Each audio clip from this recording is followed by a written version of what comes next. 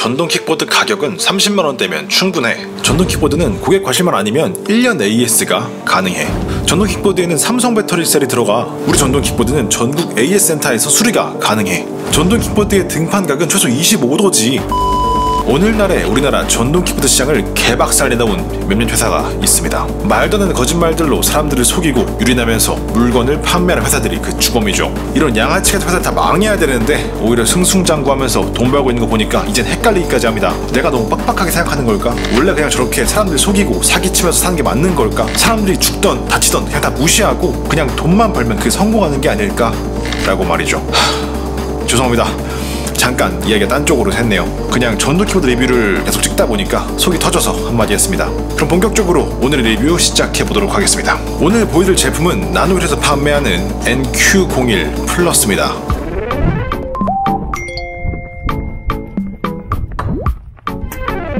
36V 350W 모터가 장착되어 있고 36V의 8A 배터리가 장착되어 있습니다. 전륜 8인치 튜브 타이어, 후륜 8인치 통 타이어로 되어 있으며 브레이크는 드럼 브레이크가 후륜에만 장착되어 있습니다. 전륜에는 유압 스프링 서스펜션이 적용되어 있다고 하며 아주 훌륭한 승차감을 보여준다고 하네요. 스펙상 주행거리는 약 40km, 등판 각도는 20%, 약 11도라고 소개되어 있습니다. 2020년 10월 기준 온라인 판매 가격은 29만 9천원입니다.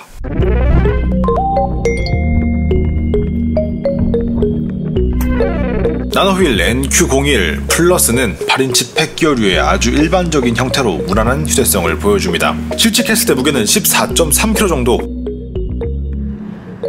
접었을 때 가장 긴 변의 길이가 약 1m 내외로 차에 싣거나 짧은 계단을 오르는데 무리가 없습니다. 폴딩 방식은 이중으로 되어 있습니다. 목 부분에 고정 레버를 풀고 목 옆부분에 잠금 레버를 해제해주면 폴딩할 수 있습니다. 처음에 요령이 없을 때는 좀 불편하지만 요령이 생기고 나면 폴딩 방식 자체는 어렵지 않은 편입니다. 자동차와 연기하는 라스트마일 용도라면 크게 불편함이 없을 휴대성이라고 보시면 되겠습니다. 대중교통과 연기를 생각하신다면 가능은 하겠지만 매우 고단할 수 있다고 말씀을 드리고 싶네요. 정리하자면 휴대성 나쁘지 않지만 무게가 다소 무겁습니다. 대중교통 연기형을 생각하신다면 과감하게 접으시고 차량과의 연기용이라면 할만합니다.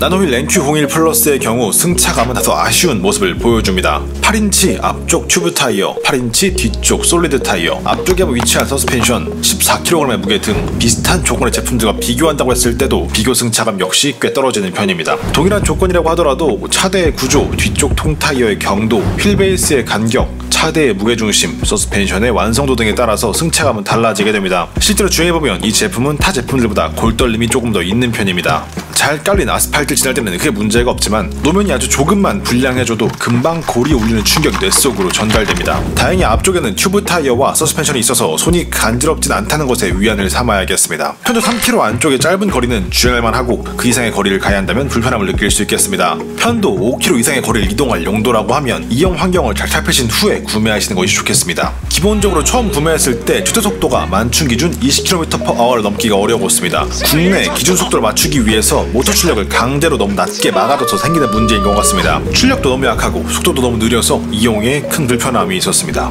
주행거리는 최대 20km 정도의 속도로 주행했을 때 약 13km 정도 나왔습니다. 모터 소음은 조금 있지만 거슬리지 않는 정도이며 출력은 앞서 말씀드린 것처럼 매우 아쉽고 등판력은 약 5도의 언더로 올 수 있는 정도였습니다. 모두 80km대 성인 남성 기준입니다. 이러한 문제 때문에 어쩔 수 없이 제품의 리미트를 해제하고 주행 테스트를 해봤습니다. 리미트를 해제하면 속도는 20km 후반 정도까지 나오지만 등판력은 여전히 5에서 7도 정도가 한계인 것으로 보였습니다. 주행거리는 속도를 해제하기 전에도 13km였던 것으로 미뤄보았을 때 해제 후에는 더 줄어들 것으로 보입니다. 10km 정도?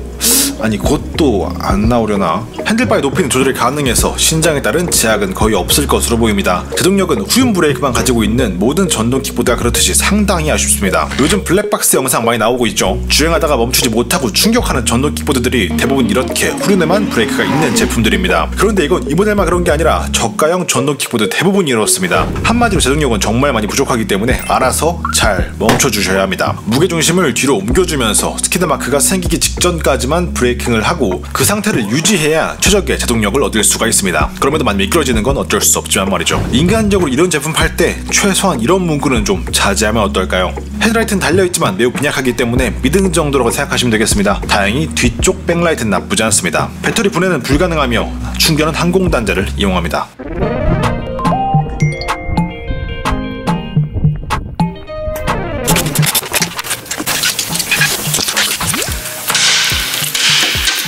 지금 이 상태에서 꺾이면은 여기가 이렇게 바로 벌어질 수밖에 없는 형태로 점점 진동받습니다.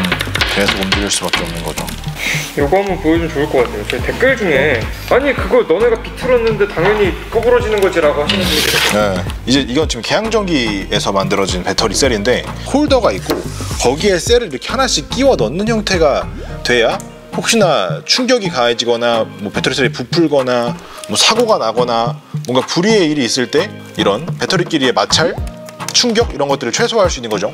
원래 이렇게 돼 있어야 되는데 충격을 받았을 때 또는 이 셀이 나중에 시간이 지나서 부풀었을 때의 이런 자연스러운 폭발을 막을 수 있는 사실은 이런 세팅이 되어 있어야 안전하다고 할 수 있겠죠. 그나마. 근데 이것도 터져요.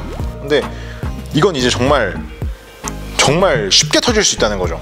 뭐 이거 안 터지면 되죠. 물론 안 터지면 돼요, 여러분. 이게 무조건 터지는 건 아니에요. 뭔가 내가 소홀했거나 뭐 비를 맞거나 뭔가 문제가 생겼을 때 그런 거에 대한 대비가 전혀 안 되어 있다면 조금 더 쉽게 폭발한다 이거죠.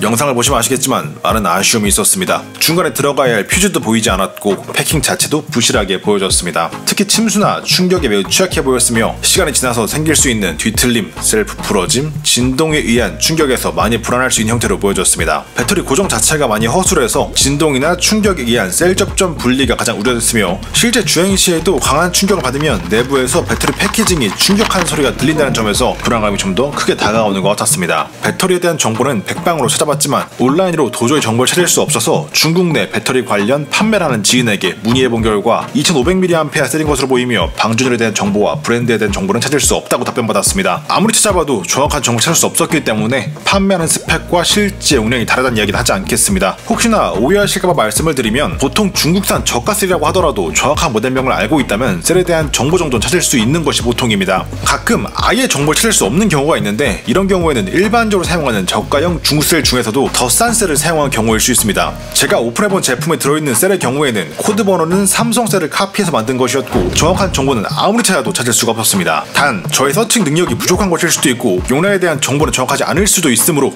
혹시 정보를 정확히 아시는 분이 계신다면 도움을 기다리겠습니다. 해당 분해 테스트는 제가 직접 구매한 하나의 제품을 단순히 뜯어보고 살펴본 것이기 때문에 모든 제품이 다 동일하다고 볼 수는 없을 것입니다. 참고용으로만 봐주시기를 부탁드리겠습니다.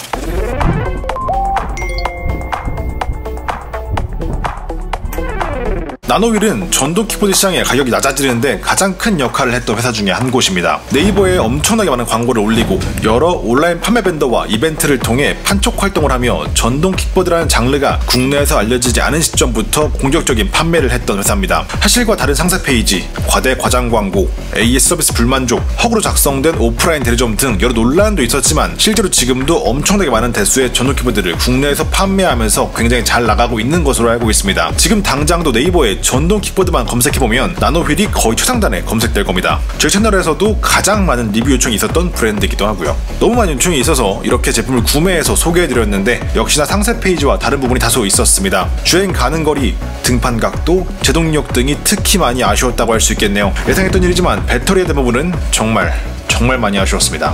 어떻게 보셨는지 모르겠습니다. 승차감, 완성도, 서비스 여러 측면에서 아쉬움이 있을 수 있겠지만 가격이 워낙 싸기 때문에 이해해야 할 부분도 많다고 생각합니다. 솔직히 29만 9천원에 인력이 아닌 전력으로 이동할 수 있다는 것만으로도 대단한 일입니다. 세상 어디를 가더라도 한국보다 더 싼 가격에 전동 키보드를 구매할 수 있는 나라는 몇 없을 겁니다. 만약에 물가 대비 가격으로 따진다면 전 세계에서 한국보다 전동 키보드를 싸게 살 수 있는 나라는 아예 없을 거고요. 이런 일이 어떻게 가능한 건지는 각자 한번 생각해보면 답이 금방 나오지 않을까 싶습니다. 개인적으로 참 안타깝네요.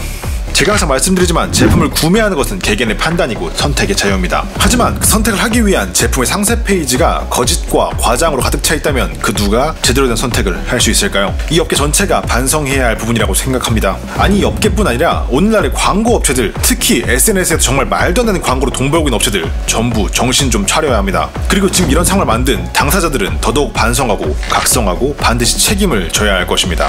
여러분, 세상에 나쁜 전동 킥보드는 없습니다. 목적에 맞게 잘 이용한다면 퍼스널 모빌리티는 미래에 가장 저렴하고 효율적인 우리의 발이 되어줄 것입니다. 합법적이고 안전하고 상식적인 퍼스널 모빌리티 생활이 가능한 대한민국을 기대하면서 오늘 영상은 마치겠습니다. 항상 감사합니다. 끝!